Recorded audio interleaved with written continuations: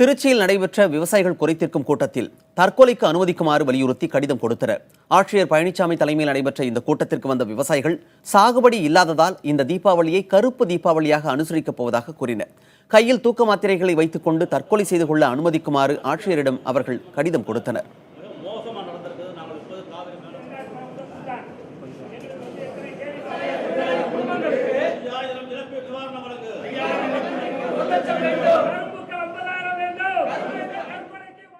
Kaveri delta பாலைவனமாக மாறிவிட்டது. 29 லட்சம் acre சாகுபடி பண்ண விவசாயி இன்றைக்கி 1 ஏக்கர் கூட காவிரி தண்ணினால் சாகுபடி பண்ணி அறுக்க முடியாது. அவன் போர் இருந்தால் செய்யலாம், இல்லை கேணி இருந்தால் தான் சாகுபடி பண்ண முடியும். அந்த நிலைமைக்கு இந்த மாவட்ட நிர்வாகமும் ஒரு காரணம். விவசாய தொழிலாளர்களுக்கு இது ஒரு துக்ககரமான தீபாவளியாக தான் அமைஞ்சிருக்குது.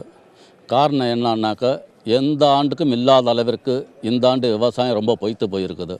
கடந்த காலத்தில் ஒரு போக சாகுபடியாவது பண்ணிக்கிட்டு இருந்தோம். இந்த வருஷம் அதுக்கும் வழி இல்லாமல் இருக்குது.